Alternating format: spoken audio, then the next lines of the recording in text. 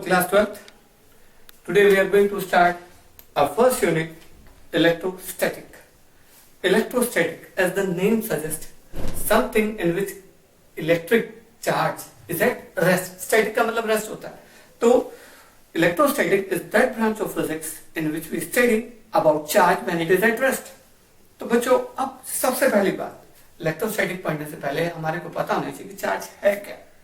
तो बच्चों चार्ज की बहुत सारी डेफिनेशंस बनती है, but still there is one definition here which I have written on the board and it is that the intrinsic property of a particle due to which it develops electric and magnetic field around it is called charge. यानी कि किसी भी particle की वो property जिसकी वजह से वो अपने चारों इलेक्ट्रिक और मैग्नेटिक फील्ड डेवलप करता है, that is called charge.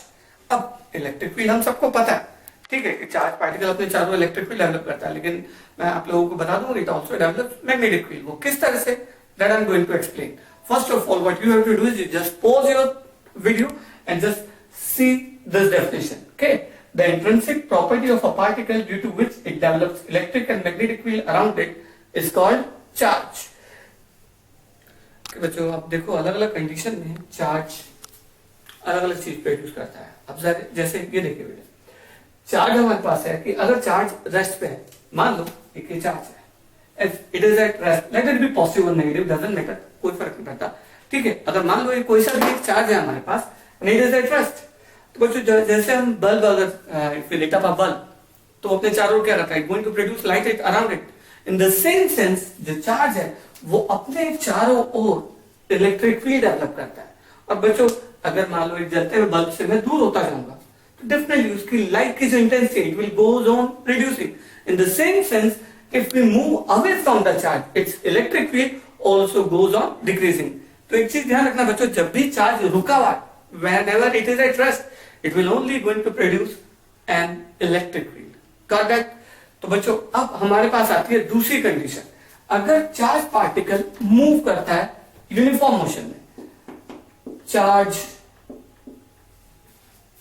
In uniform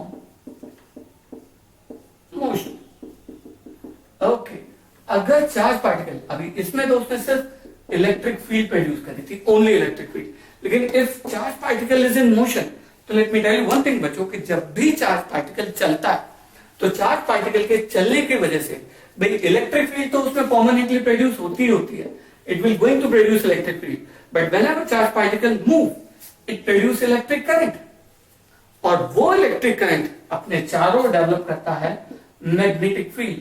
तो बच्चों बोर्ड में अगर कभी क्वेश्चन आता है आप लोगों के पास कि कोई भी एक चार्ज दे देंगे, कुछ भी वैल्यूज की मेंशन कर सकते हैं कि like a plus Q charge is moving with a uniform speed, ठीक है, in a specific direction. So what it will going to produce, so whenever a charge particle move in a uniform speed in a specific direction, so it will simply produce electric field, electric current and magnetic field. अब आती है बारी हमारे पास कि अगर charge particle accelerate करे, okay, तब क्या होगा. तो let this be the third condition कि चार्ज पार्टिकल अगर एक्सेलरेट करे,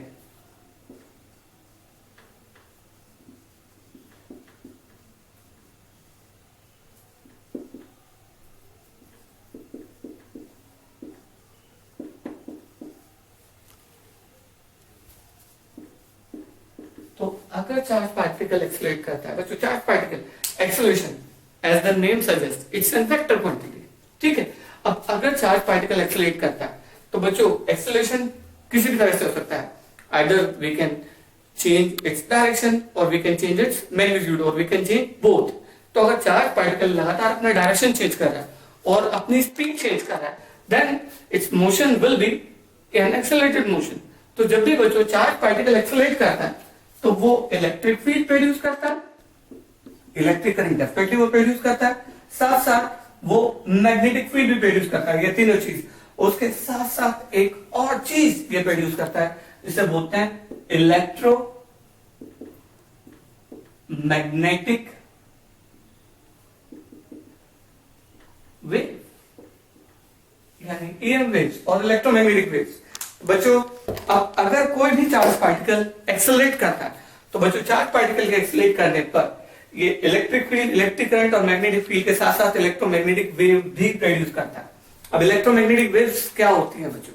इलेक्ट्रोमैग्नेटिक वेव कुछ भी हो सकती है, इंफ्रारेड रेडिएशन हो सकते हैं, अल्ट्रावायलेट रेडिएशन हो सकते हैं, विजिबल लाइट हो सकती है, इवन जो हमारे फोन जो माइक्रोवेव्स यूज करते हैं जिनके थ्रू हम अपने सिग्नल से एक जगह से दूसरी जगह ट्रांसफर करते हैं, that is also an electromagnetic wave.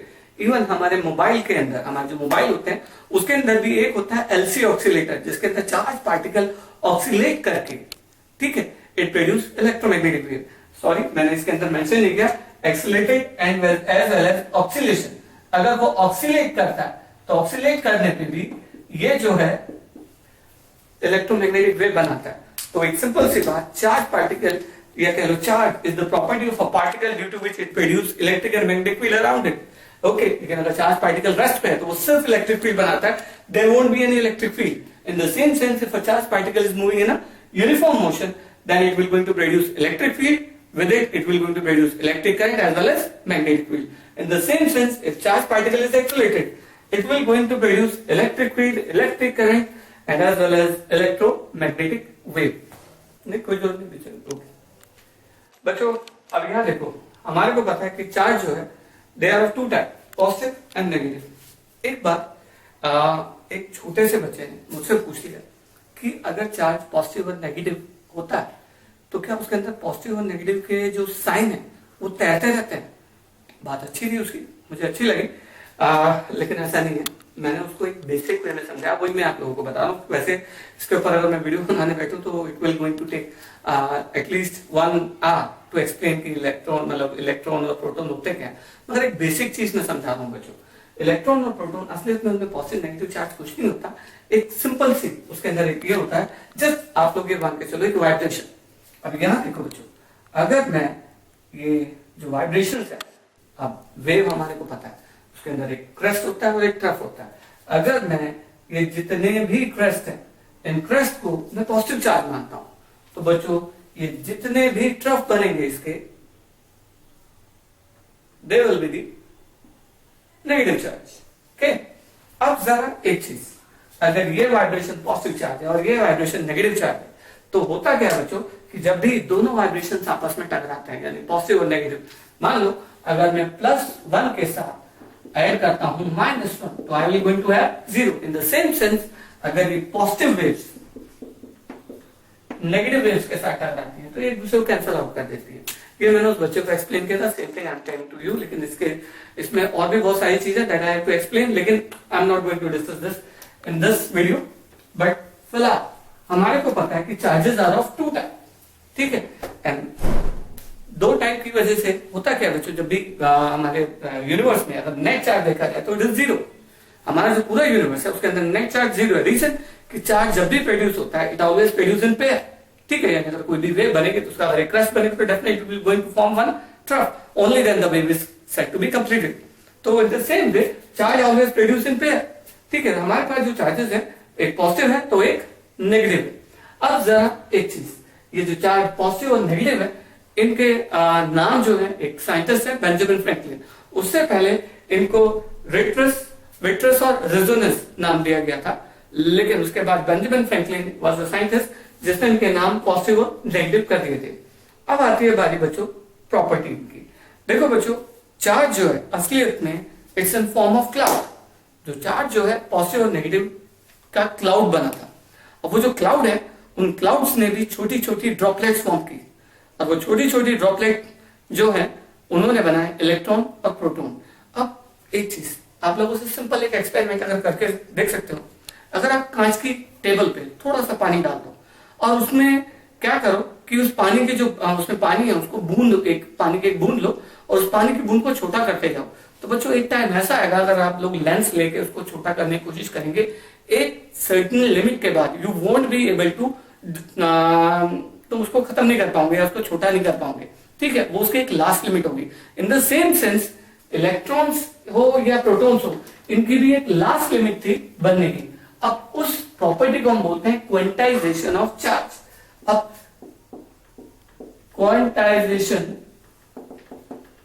Of charge क्या है बच्चों? क्वांटाइजेशन ऑफ चार्ज उसके अकॉर्डिंग ये है कि किसी भी बॉडी के ऊपर जो चार्ज होता है it is always an integral multiple of elementary charge, और एलिमेंट्री चार्ज जो है बच्चों ई, वो प्लस भी हो सकता है और माइनस भी हो सकता है। 1.6 into 10 to the power minus 19 coulomb. बच्चों let me tell you one thing, coulomb is the unit to measure charge. तो हमारे पास जो कूलम है it is the unit to measure charge. अब हमारे को पता है कि एलिमेंट्री चार्ज जो है वो ये है, लेकिन बच्चों क्वांटाइजेशन ऑफ चार्ज को एक्सप्लेन करने के लिए मैं इसको एक 5 रुपए का सिक्का मानूंगा। I think you must have seen a coin of 5 rupees.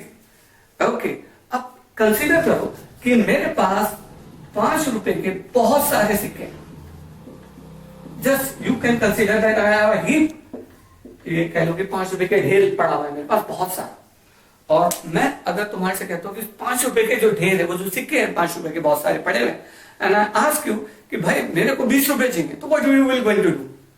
Definitely you will going to pick up the 4 coins and you will give it to me. ठीक है भाई, तुम लोग वो 5 सिक्के उठाओगे और मेरे को दे दोगे, and that will B 20 rupees. Okay done. अगर मुझे 100 रुपए चाहिए तो डेफिनेटली उस 5 रुपए के सिक्के के ढेर में से तुम लोग मुझे 20 सिक्के उठाओगे और मुझे दे दोगे, that will be 100 rupees. In the same way if I ask कि I want 30 rupees, you will going to pick 6 coins and you will going to give it to me, and that will be 30 rupees. Okay. अब जरा एक चीज, वो जो हमारे पास सिक्कों का ढेर है, उस सिक्कों के ढेर में से तुम लोग मुझे कितने पैसे दे सकते हो उठा के? सिर्फ वही which are in the multiple of 5, यानी जो 5 के टेबल में आते हैं वही पैसे तुम लोग उतने मेरे को दे सकते हो। अगर मैं आपसे बोलता हूं कि मुझे 21 रुपीज चाहिए, would you be able to give me that? I don't think so. In the same way, if I ask you to give me 24 rupees, you won't be able to give that. 11 rupees, you won't. 1, 2, 3, 4, you won't be able to give. 6, 7, 8, no. 9, nahin. 10, that can be, because it comes in the table of 5. In the same sense, Almighty Power had made 2 coins. One is proton and one is electron. And let me tell you one thing, कि वही चीज यहाँ पर है। हमारे पास एक होता है प्रोटोन, जिसके ऊपर चार्ज होता है plus 1.6 into 10 to the power minus 19 coulomb. In the same वे एक होता है मेरे पास इलेक्ट्रॉन, और इलेक्ट्रॉन के ऊपर जो चार्ज होता है वो माइनस में 1.6 into 10 to the power minus 19 coulomb. बच्चों अब जरा एक चीज, वैसे तो ये थ्योरी क्वांटाइजेशन ऑफ चार्ज गलत साबित हो चुकी है, लेकिन स्टिल हमारे हिसाब से अभी भी, मतलब तुम्हारे 12 के हिसाब से अभी भी ये जिंदा। तो इसके अकॉर्डिंग भाई कोई भी एटम या तो पूरा इलेक्ट्रॉन देगा या पूरा इलेक्ट्रॉन लेगा, ठीक है, कभी भी वो इलेक्ट्रॉन को फ्रैक्शन में ट्रांसफर नहीं कर सकता। करेक्ट? अब as electron can not be transferred in fraction, तो इट सिंपली इंडिकेट कि किसी भी बॉडी के ऊपर जो चार्ज आएगा that is Q, it will always be an integral multiple. Here n is an integer, integer मतलब एक कंप्लीट नंबर, और E is elementary charge. It could be positive or negative, मगर इसकी क्वांटिटी होगी 1.6 into 10 to the power minus 19 coulomb. Correct? तो if anybody have a charge, it will always be the multiple of this. जैसे वो 5 रुपए के सिक्के, यानी उसमें 5 रुपए हो सकते हैं, 10 हो सकते हैं, 15 हो सकते हैं, 20 हो सकते हैं, 25 हो सकते हैं, 30 हो सकते हैं, but it can never be 14, it can never be 13, it can never be 17, it can never be 18. In the same sense, if a body have a charge, that charge will always be a multiple of this one. Correct? And this is the quantization of charge. अब इसको अगर कोई तुम्हारे से पूछता है कि what is the quantization of charge, तो according to the definition it can be stated as कि the charge on a body is always an integral multiple. Integral मतलब integer, a complete number, 1, 2, 3. It can never be 1 point something or in fraction. No. ठीक है? तो charge on a body is always an integral multiple of elementary charge, which is equal to 1.6 into 10 to the power minus 19. Okay? हमारे पास एक phenomena charging. Charging से पहले एक simple सा question जो कि शायद हम लोग 6th क्लास से पढ़ते आए, why atom is electrically neutral? You all must be knowing. अब मैं अगर अक्सर बच्चों से पूछता हूँ कि why atom is electrically neutral, तो बड़े अटपटे से जवाब मिलते हैं, but still मैं तुम्हारे को बता रहा हूँ बच्चों, atom is electrically neutral because it contain equal amount of positive as well as negative charge। यानी ये कह सकते हैं हम लोग कि एटम के अंदर जो है जितने इलेक्ट्रॉन्स यानी नेगेटिवली चार्ज पार्टिकल्स होते हैं, उतने ही प्रोटॉन्स यानी पॉजिटिवली चार्ज पार्टिकल होते हैं। That is why atom is electrically neutral. तो अब हमारे पास एक टर्म आता है चार्जिंग। चार्जिंग है क्या? देखो बच्चों, चार्जिंग फिनोमेना जो है हमारे पास, तो ये है कि अगर हम किसी भी एटम में से या तो इलेक्ट्रॉन निकाल लें या उसके अंदर इलेक्ट्रॉन डाल दें, तो इस फिनोमेना को चार्जिंग बोलते हैं। देखो बच्चों, अगर कोई एटम इलेक्ट्रॉन छोड़ता है या कोई एटम इलेक्ट्रॉन लेता है, तो बच्चों इलेक्ट्रॉन को अगर उसने लेना है तो ये it has to lose some energy. एक सिंपल सी बात, अगर दुकानदार के पास में जाऊंगा और मैं दुकानदार से सामान लेता हूं तो उसके लिए मुझे उसे पैसे देने पड़ेंगे। सेम वे अगर हमें एटम से इलेक्ट्रॉन चाहिए तो हमें उसे एनर्जी देनी पड़ेगी। इन द सेम सेंस, अगर मैं दुकानदार को सामान वापस करता हूं, it will going to give back money to me. In the same way atom अगर इलेक्ट्रॉन लूज करता है, for that it needs energy. In the same way if it need atom, it has to lose energy.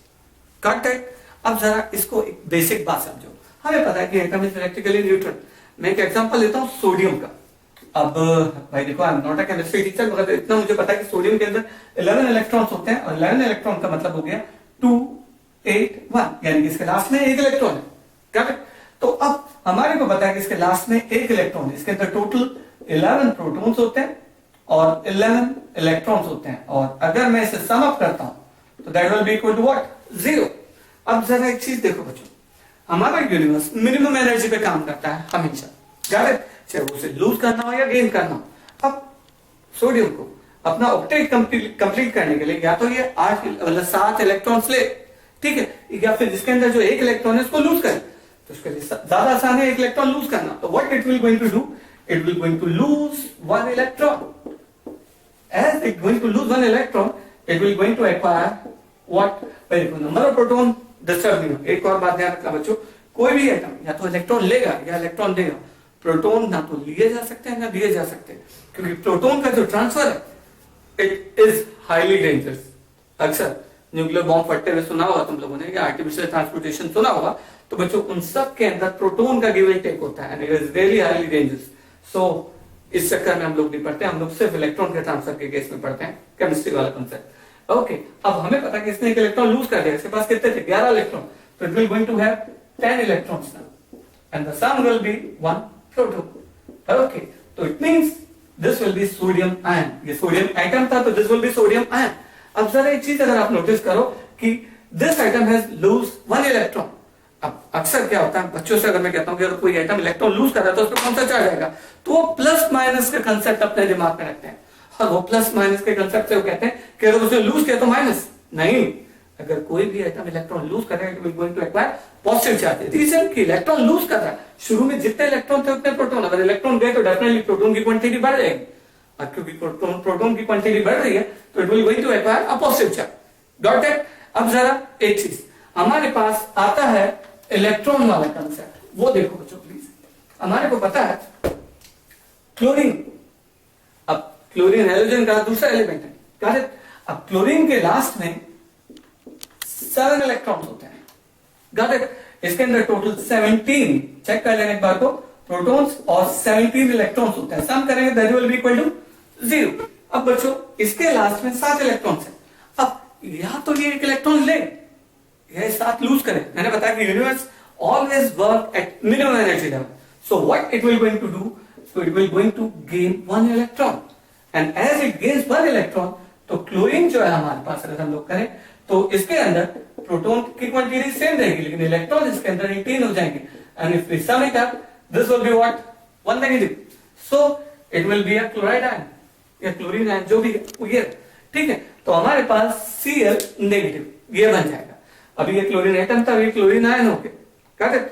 तो it simply indicate कि whenever atom gain electron it acquire negative charge. तो अब अगर कोई पूछता है कि what is charging, the phenomena of transferring और gaining of electron by an atom is called charging, ठीक है। अब उसके बाद when does an atom acquire positive charge? An atom acquire positive charge when it loses electron. In the same way wherever atom gain electron it acquire a negative charge. Got it? So you have to keep this concept in your mind कि atom positive और negative charge कब और कैसे acquire करता है। Got it? Okay बच्चों, अभी हमने पढ़ा था चार्जिंग। चार्जिंग मतलब the give and take of electron by the atom is called charging. लेकिन बच्चों चार्जिंग होती किस तरह से? There are the 3 way by which we can charge a body. पहला चार्जिंग बाय फ्रिक्शन, दूसरा चार्जिंग बाय कंडक्शन, और तीसरा चार्जिंग बाय इंडक्शन। अब इन तीनों प्रोसेस में जो सबसे पहला हमारे पास है charging by friction, so we are going to study about charging by friction. Okay बच्चों, अब यहाँ पे आप लोग ये डेफिनेशन देख रहे हो चार्जिंग बाय फ्रिक्शन। तो बच्चों पहले मैं तुम लोगों को समझाता हूँ। देखो, whenever two objects of different work function are rubbed together, work function होती क्या है वो चीज देखो बच्चों। वर्क फंक्शन आप लोगों ने केमिस्ट्री में पढ़ा हुआ आयनाइजेशन एनर्जी। बच्चों ionization energy is the energy required to remove electron from the gaseous isolated atom. यानी अगर कोई एक अकेला आइसोलेटेड गैसियस फॉर्म में एटम है और उसमें से इलेक्ट्रॉन निकालने के लिए जो हम उसे एनर्जी देते हैं, that is called its ionization energy. But as regard to this one, it is not a gaseous atom, it is a solid one. And if I have to remove electron from this, तो मुझे इसे जो energy देनी पड़ेगी, that won't be its ionization energy, that will be its work function. Got it? Term एक जैसे ही है, मगर वो गैसेस उसके लिए और ये सॉलिड ऑब्जेक्ट्स के लिए। तो इन द सेम सेंस, अब अगर हम फ्रिक्शन के बारे में देखें कि हमारे पास अगर दो ऑब्जेक्ट हैं, जस्ट ये देखो बच्चों, कभी बोर्ड में भी एक क्वेश्चन आया था कि उन्होंने दो ऑब्जेक्ट हमारे को दिए थे, ऑब्जेक्ट ए और ऑब्जेक्ट बी। एक की वर्क फंक्शन हमारे पास मान लो 10 इलेक्ट्रोवोल्ट है और दूसरे की वर्क फंक्शन हमारे पास 5 इलेक्ट्रोवोल्ट है। अब बच्चों electrovolt is unit to measure energy, correct?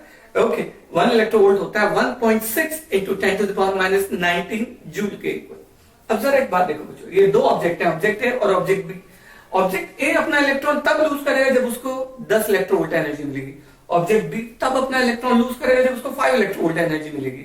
अगर मैं इन दोनों को आपस में रब करना शुरू करूं, like as if I am rubbing my hands, okay, they get heated up. In the same sense, if we rub both A and B, they will going to be get heated up, the temperature will raise.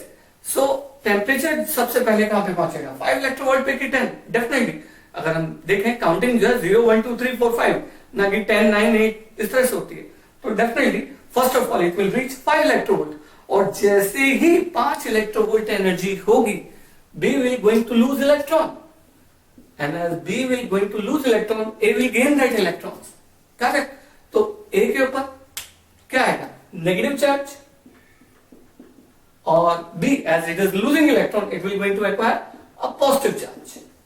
अब board के अंदर जो question था इस topic के ऊपर वो था कि इनमें से कौन मास गेन करेगा और कौन मास लूज करेगा। तो यार सिंपल सी बात है, B जो है it is losing electron. If we lose something from our body, our mass going to get reduced.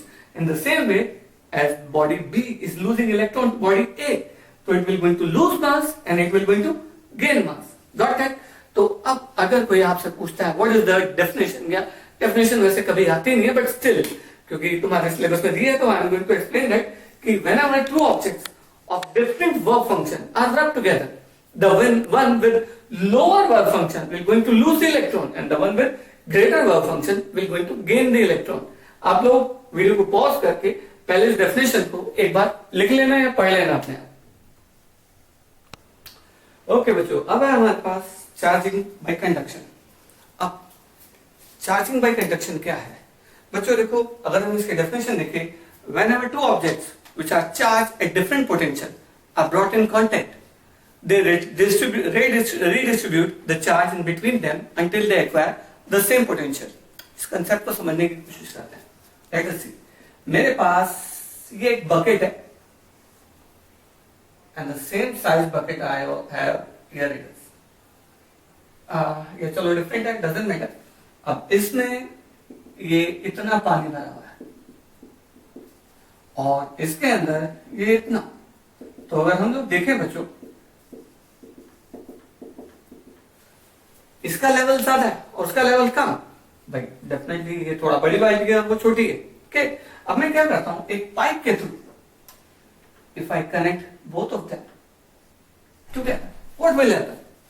Definitely ये पानी जो है उधर फ्लो करना शुरू करेगा और होगा क्या बच्चों? इसका लेवल कम होना शुरू हो जाएगा, इसका लेवल कम होना शुरू हो जाएगा और इसका लेवल बढ़ जाएगा। और एक टाइम आएगा they both will going to acquire the same level। Correct? They both will going to acquire the same level। Okay, तो ये हुआ पानी के कंसेप्ट में। लेकिन अगर इसी प्रोसेस को हम चार्ज के कंसेप्ट में देखते हैं बच्चों, तो एक चीज देखो कि मेरे पास दो स्फीयर है, let it be of same size and same material, correct. इसमें हमारे पास 100 इलेक्ट्रॉन्स है, 100 इलेक्ट्रॉन्स, और लेट इट हैव 20 इलेक्ट्रॉन्स। अब अगर मैं एक कंडक्टिंग वायर के थ्रू इन दोनों को कांटेक्ट में लाता हूं तो क्या होगा बच्चों? डेफिनेटली अगर हम लोग देखें यहां पर, ये इसके ऊपर 100 इलेक्ट्रॉन्स है, तो ये है लो पोटेंशियल रीजन बच्चों, क्योंकि इलेक्ट्रॉन पे नेगेटिव चार्ज होता है। अगर हम माइनस करेंगे तो this will be 100 into minus 1.6 into 10 to the minus 19 coulomb. तो डेफिनेटली क्योंकि ये माइनस के साइन के बेसिस पे, अगर मैथ्स में हम देखें नंबर लाइन वाले बेसिस पे, तो ये लो पोटेंशियल आता है, और this will be the high potential, this will be what, high potential reason. ठीक है, तो अब अगर हम लोग देखते हैं बच्चों, तो होता क्या है कि electrons always run from low potential region to high potential region, correct. तो होगा क्या सुन, अगर हम लोग देखते हैं 100 plus 20, this will be what, 120, और 120 को अगर हम इक्वली डिस्ट्रीब्यूट करें तो this will be what, this will going to acquire 60 electrons and also this one will also going to acquire the same amount। ठीक है, तो अब क्या होगा, दोनों का पोटेंशियल क्या हो जाएगा, सेम। ठीक है, तो इलेक्ट्रॉन तब तक एक पॉइंट से दूसरे पॉइंट तक फ्लो करेंगे जब तक दोनों का पोटेंशियल क्या ना हो जाए, सेम ना हो जाए, करेक्ट। यही फिनोमेना हमारे पास है चार्जिंग बाय कंडक्शन। तो बच्चों कंडक्शन के थ्रू कभी भी दो बॉडी के बीच में चार्ज तभी ट्रेवल करता है अगर उनके बीच में पोटेंशियल डिफरेंस हो। अब चार्ज डेफिनेटली इलेक्ट्रॉन की फॉर्म में ट्रेवल करता है, electron always move from low potential region to high potential region. So अगर आप लोग इसको ध्यान से देखो, ये जो डेफिनेशन हमारे पास है कि whenever two objects are charged at different potential are brought in contact of each other, ठीक है, they redistribute the charge among each other until they acquire the same potential। Got that बच्चों? अब हम दूसरा टॉपिक डिस्कस करते हैं, तब तक आप इसे पॉज करके एक बार देखो बच्चों। अब हमारे पास चार्जिंग का एक नेक्स्ट टॉपिक है, चार्जिंग थ्रू इंडक्शन और बाय इंडक्शन। ठीक, अब जरा एक चीज देखो बच्चों, ये इंडक्शन के बेसिस पे चार्जिंग क्या है। एक सिंपल सा हमारे पास अक्सर एक क्वेश्चन आता है कि सेम चार्जेस एक दूसरे को रिपेल करते हैं, ये चीज हमें पता है। क्वेश्चन आता है हमारे पास 12th में कि इज इट पॉसिबल कि सेम चार्ज एक दूसरे को अट्रैक्ट कर सकते हैं। अब हमारे दिमाग में डेफिनेटली अगर मैं एकदम किसी से पूछता हूँ कि इज इट पॉसिबल कि सेम चार्ज एक दूसरे को रिपेल करें, तो आंसर क्या होगा, नहीं, हो नहीं सकता, पॉसिबल नहीं। ठीक है, क्या कभी एक चार्ज बॉडी न्यूट्रल बॉडी को अट्रैक्ट कर सकती है? तो अभी तक हमने जो पढ़ा उस हिसाब से डेफिनेटली दिमाग में स्ट्राइक करता है कि पॉसिबल नहीं है। लेकिन बच्चों चलो एक बार इस चीज को देखते हैं। बच्चों कंसीडर कि मेरे पास ये एक बॉल है, इट इज ऑफ स्ट्रॉ और plastic and whatever it is electrically neutral. अब मैं क्या करता हूं बच्चों, एक ग्लास रॉड इसके पास लेके आता हूं विच इज पॉजिटिवली चार्ज। तो अब मेरे पास एक पॉजिटिवली चार्ज ग्लास रॉड है। जैसे ही मैं इसको इसके पास लेके आता हूं तो बच्चों एक बात हमेशा ध्यान रखना, फिजिक्स पढ़ते हुए जो है तुम्हें ध्यान रखना है कि एटम जो है वो कुछ इस तरह से, गट मैं तुम्हारे को एक कंसेप्ट बताता हूं कि अब एटम अगर इस तरह से पॉजिटिव और नेगेटिव चार्ज इस तरह से अपने दिमाग में कंसिडर करके चलना। ठीक है, अब अगर मैं किसी भी एटम को एक स्ट्रॉन्ग इलेक्ट्रिक फील्ड के अंदर रख देता हूं तो क्या होता है बच्चों, एटम पोलराइज हो जाता है, नेगेटिव एंड पॉजिटिव। तो उसमें होता क्या है बच्चों कि ये पॉजिटिव है ये नेगेटिव, इनको मैंने आपस में से ये जुड़े हुए हैं, it is a neutral atom. ठीक है, अब अगर मान लो इधर की दीवार जो है वो नेगेटिवली चार्ज है, इधर की पॉजिटिवली चार्ज, और मैं इलेक्ट्रिक फील्ड बढ़ाता हूं तो क्या